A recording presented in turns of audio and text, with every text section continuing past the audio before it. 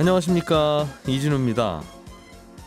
이동통신사들이 중고폰 보상 프로그램이라는 걸 운영하고 있는데요. 휴대폰을 새로 살 때 종전에 쓰던 기기를 통신사에 반납하면 쓰던 휴대폰을 중고 기기 값을 쳐서 보상을 해주는 그런 제도입니다. 그런데 앞으로 이 보상 프로그램에 변화가 좀 생깁니다. 지금 프로그램과는 어떻게 좀 달라지는 것이고, 이 중고폰을 처분할 때는 이렇게 다른 사람에게 그냥 파는 게 유리한 건지, 아니면 오늘 말씀드리는 통신회사의 보상 프로그램을 이용하는 게 나은 건지를 좀 꼼꼼히 따져보겠습니다.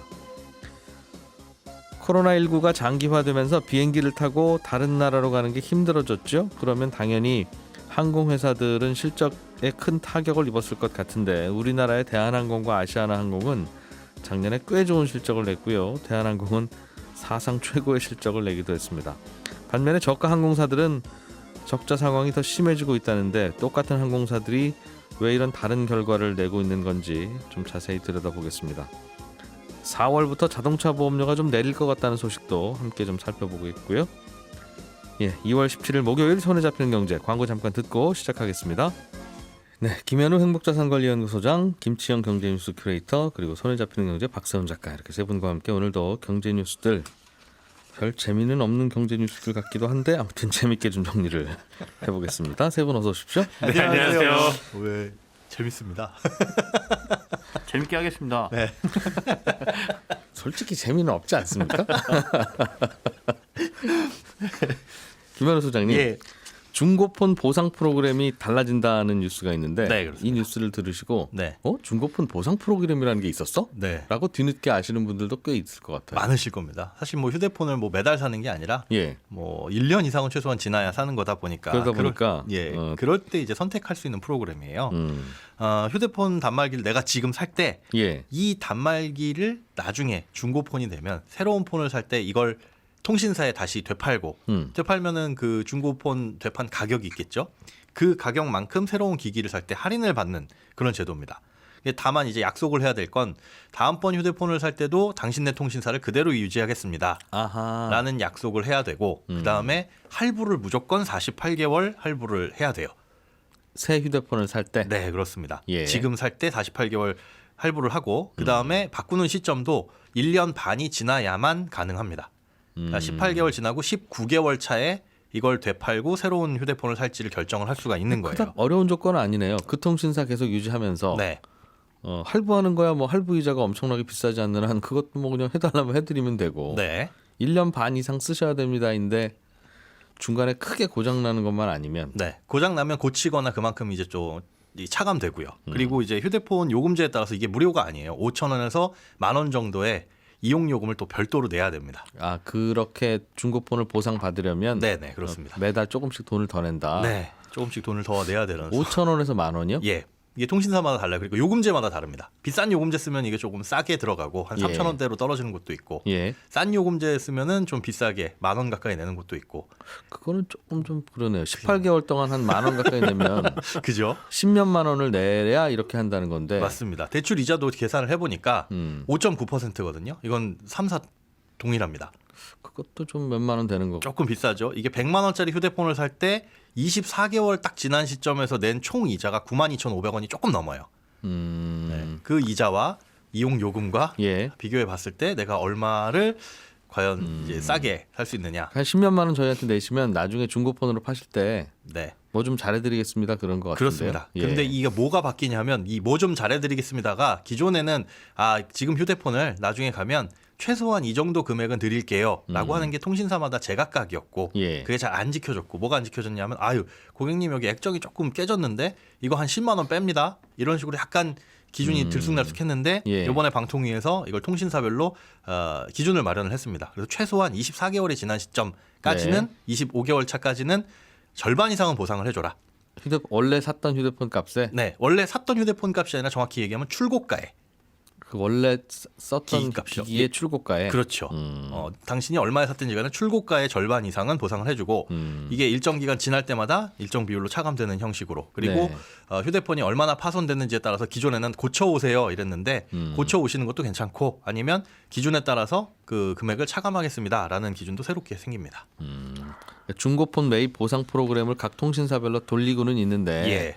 들여다 보니까 뭐 들습니다. 얼마에 산다는 것도 말도 명확하지 않고 예. 실제로 팔러 가면 그때 좀 트집도 잡으시고 그렇습니다. 소비자 불만도 있고 네. 그러니 좀 돈 좀 더 받더라도 똑바로 좀 해라. 예, 그 얘기군요. 돈 좀 더 받기는 했었는데 그 예. 받는 것도 좀 적당하게 받아라. 기준을 마련해가지고 예전에도 한 달에 얼마씩은 냈었어요. 받았었습니다. 네. 그 돈도 그럼 앞으로는 줄어듭니까? 줄어들진 않습니다. 근데 뭐에 받는지 그 받으면 또 서비스가 어떻게 되는지가 조금 메뉴판이 구체화됐다 이렇게 보시면 됩니다. 그러면 예. 아니 그냥 이런 거 복잡하게 하지 말고 네. 한 1년 반 2년 쓰다가 네. 나 휴대폰 통신사를 바꾸고 넘어가겠다. 네. 그리고 내 중고폰 있는 거 그냥 요즘 뭐 중고 마켓들 여기저기 많으니 예. 거기 그냥 팔면 네. 그냥 그게 그거 아닌가 하는 생각도 들고 수 있습니다. 좀 더 자유로워진 것 같기도 하고. 예, 그게 더 사실은 유리할 수도 있고요. 그러니까 좀 고민이 깊어지는 건데 일단 지금 말씀하신 것처럼 내가 알아서 팔겠다. 요즘에 중고 마켓도 많으니까 이거 이렇게 중고 마켓에 팔았을 때는 나중에 내가 내 휴대폰을 얼마에 팔 수 있을지를 알 수가 없잖아요. 예. 그때 가서 이 기종이 별로 인기 없는 기종이다라고 한다면 뭐 헐값에 팔아야 되고 예. 반대로 뭐 더 좋게 더 비싸게 팔 수도 있는 거죠.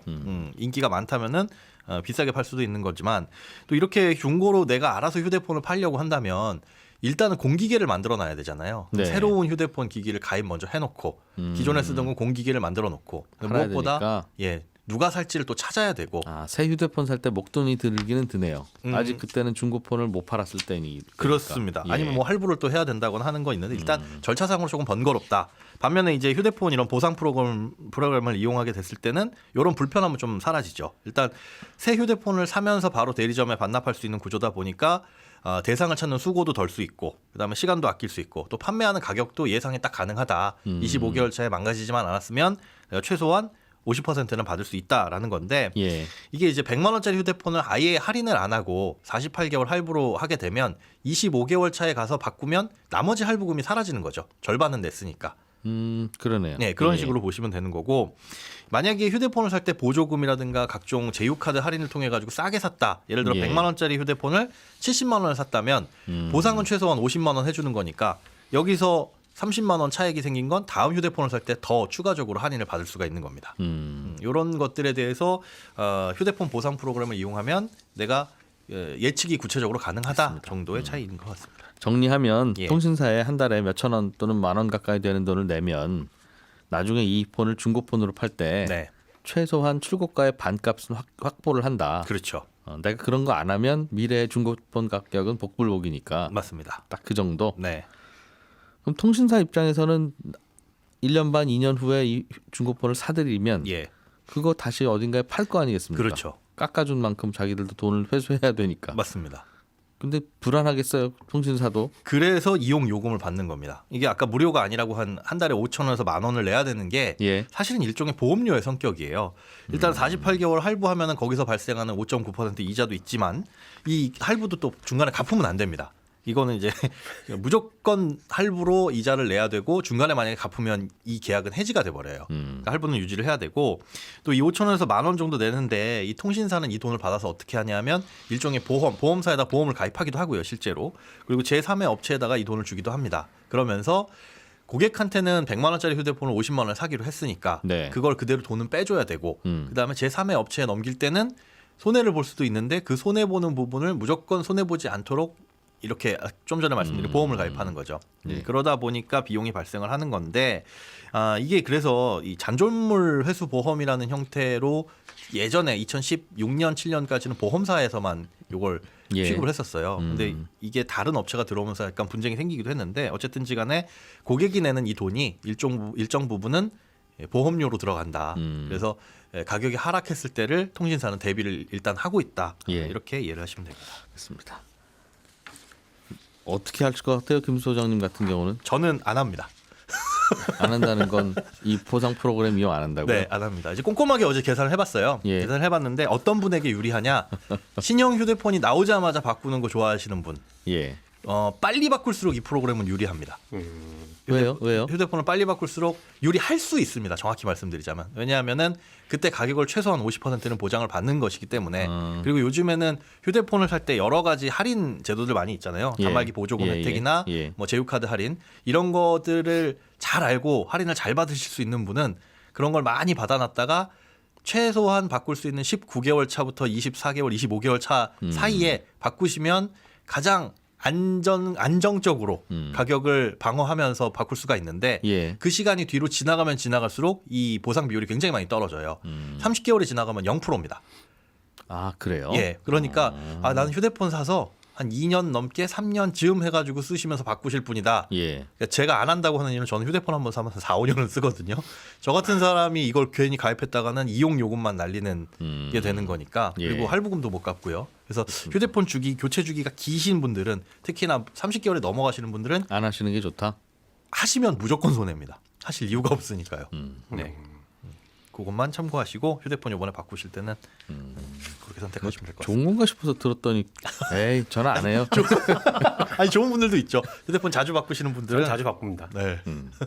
휴대폰 자주 바꾸시는 박 작가님. 네. 항공업계 소식 좀 전해주십시오. 아시아나항공이 공시를 했어요. 예. 작년 잠정 영업이익이 대략 4,500억 원입니다. 2020년에 630억 정도 적자였다가 흑자로 전환을 한 거예요. 코로나19가 장기화되고 있는데 대한항공이 작년에 또 사상 최대 규모의 영업이익을 기록을 했거든요. 예. 근데 아시아나항공도 장사를 꽤 잘했다라는 거라서 들고 온 뉴스고요. 두 회사뿐만 아니라 다른 나라 항공사들 중에도 장사를 꽤 잘한 곳들이 있습니다. 예를 들면 미국의 델타항공, 중국의 길상항공 이런 곳들인데 이 항공사들의 공통점은 화물기를 가지고 있거나 아니면 국내선 영업을 꽤 잘했던 곳이라는 겁니다. 예. 근데 미국이나 중국은 특히 미국 같은 경우는 여객 매출의 한 60% 정도가 국내선에서 나오거든요. 중국도 국내선 매출이 꽤 높고 왜냐하면 땅덩이가 넓으니까 예. 국내선 이용자들이 많아서 그런 건데 우리는 반대로 국내선 매출이 여객 총 매출의 10% 정도밖에 안 됩니다. 우리도 뭐 한 5시간 날아가도 여전히 국내였으면 좋겠어요. 저도. 네, 저도 좋겠습니다만 우리나라 땅이 커서. 근데 그건 안 되니까 다르게 얘기하면 우리나라의 두 항공회사는 국내 매출에서 나온 것보다는 화물기를 가지고 화물 장사를 꽤 잘했다는 그런 뉴스입니다. 화물 장사를 꽤 잘했다는 게 네. 그 비행기로 이제 짐 실어다 날라주는 걸로 보충을 했다는 뜻인데. 그렇습니다. 사람 대신 물건 많이 날랐다는 겁니다. 근데 보충을 한 정도가 아니라 오히려 돈을 더 벌었네요. 네. 코로나 없었으면 또 이만큼은 못 벌었어요. 오히려. 그 정도입니다. 여객을 열심히 날랐다 하더라도 네. 그 말인데. 그렇습니다. 항공기 화물 운임이 많이 올라서 그런 거거든요. 그러니까 사람 나르는 것보다 오히려 짐 나르는 게 네. 똑같은 부피 똑같은 무게일 때 돈을 더 받는다는 얘기네요. 그렇습니다. 항공기 운임 같은 경우는 홍콩하고 미국 오가는 운임을 기준으로 하는데 예. 작년 6월에 이게 킬로그램당 한 7달러였거든요. 근데 작년 12월에는 13달러까지 올랐습니다. 2배 가까이 올랐죠. 예. 배로 가는 게 막히니까 이게 또 그나마 시간이 좀 걸려서 도착을 해도 되는 물건들은 조금 늦게 도착을 하면 그러려니 하는데 납기를 최대한 맞춰야 되는 물품들도 있거든요. 예. 예를 들면 자동차 들어가는 부품들 이런 것들은 웃돈을 줘서라도 비행기로 보내다 보니까 운임이 올랐고 코로나 때문에 사람들이 비대면 활동 많이 했잖아요. 그러다 보니까 IT 관련 제품들 찾는 사람들이 많아졌습니다. 예. 예를 들면 뭐 일반 PC뿐만 아니라 태블릿 PC 이런 거 그리고 의약품 수요도 많다 보니까 새로운 수요가 창출이 많이 됐어요. 그러다 보니까 또 이걸 항공기로 이용해서 보내다 보니 물동량이 늘었고 반도체 완성품 같은 경우는 원래 배로 안 보냅니다. 이거는 비행기로만 보내요. 비싼 거라서 안전하게 보내느라 그런 건데 작년에 반도체 수출 잘 됐잖아요. 그러면서 또 항공기 물동량이 늘었고 그동안 항공물류는 절반은 여객기 짐칸에 실어서 보내고요. 예. 절반은 화물기에 실어서 보냈거든요. 그동안은. 근데 여객기가 덜 뜨게 되니까 그 물량이 화물기로 다 물량이 몰려버린 겁니다. 그러다 그래. 보니까 자연스럽게 항공기 운임이 또 올랐죠. 그리고 또 하나 있는데 대한항공하고 아시아나항공이 장사를 잘했던 이유 중에 하나가 코로나 한창 심할 때 외국 항공사들이 중국을 비롯해서 동아시아 국가들로 가는 운항을 일정 기간 동안 안 했거든요. 아예. 보통은 외국 항공사들이 자기네 나라에서 물건 싣고 와서 한국에 내리고 예. 또 한국에서 내려서 다시 물건 실어서 나갔는데 일정 기간 동안 그 역할을 안 하다 보니까 그 빈자리를 대한항공하고 아시아나항공이 치고 들어간 거예요. 외국 항공사들이 우리나라로 많이 들어오면 네. 들어오서 손님 내리고 나가는 김에 또 빈자리 그렇습니다. 있으면 짐도 싣고 나가고 하니까 네. 항공기로 짐 보내는 루트가 많았는데 네. 이제는 외국 항공사가 들어오지도 않으니 네.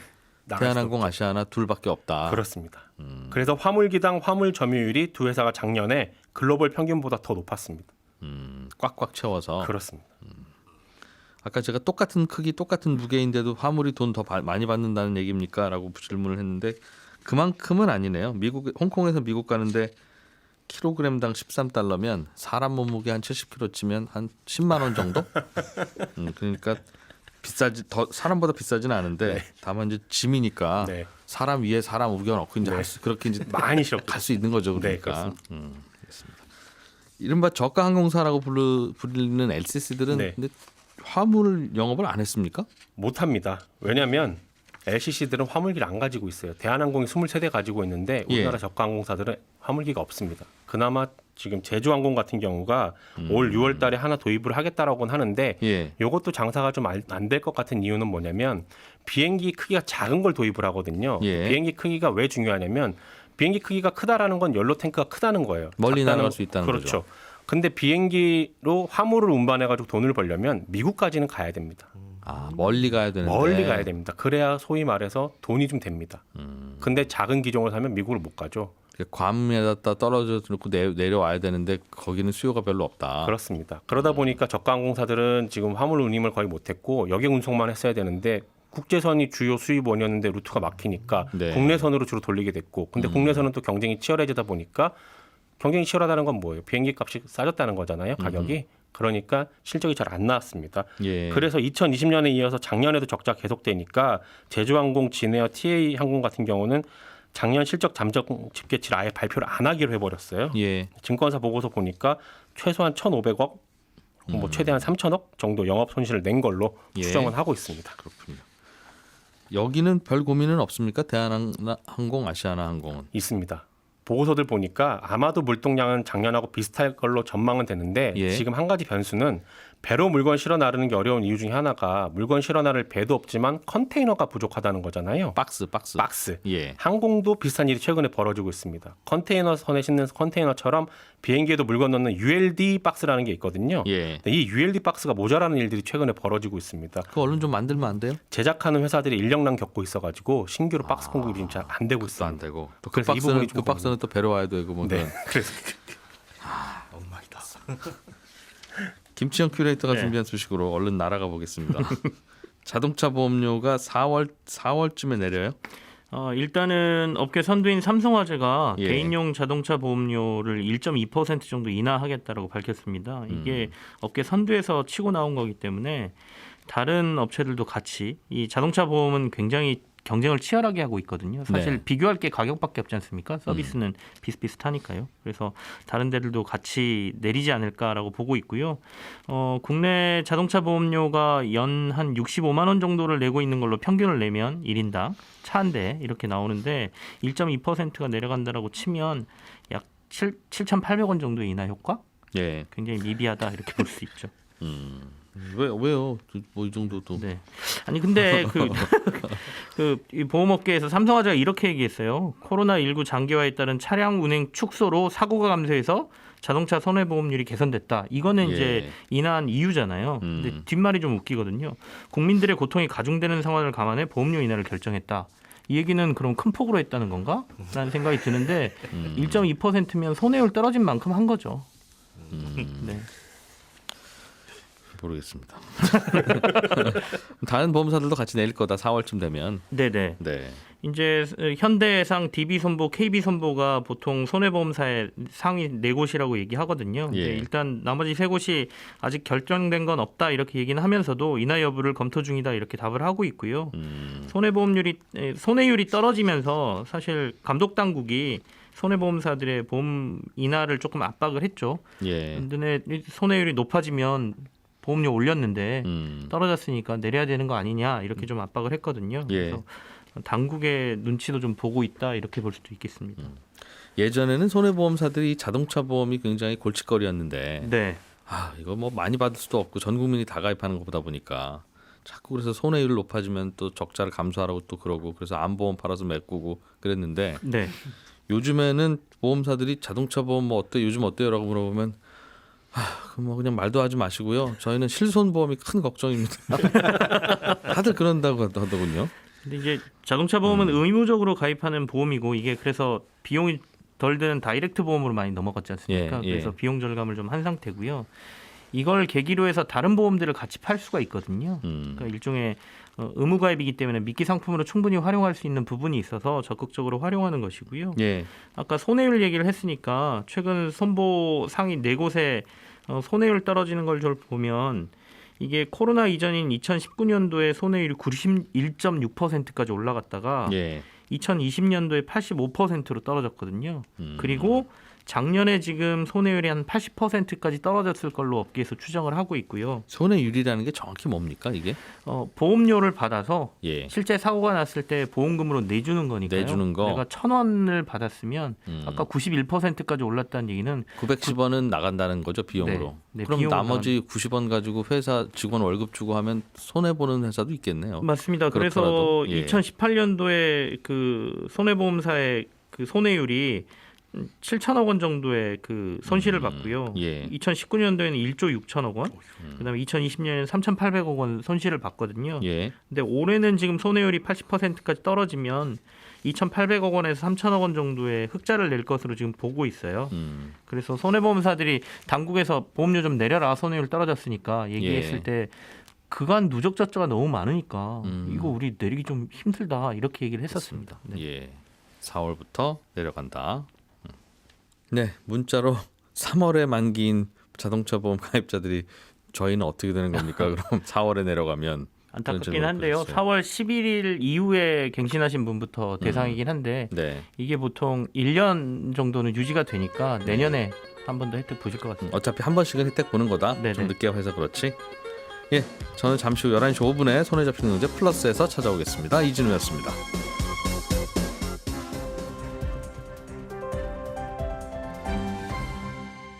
경제를 생각하는 사람들의 즐거운 습관. 이진우의 손에 잡히는 경제.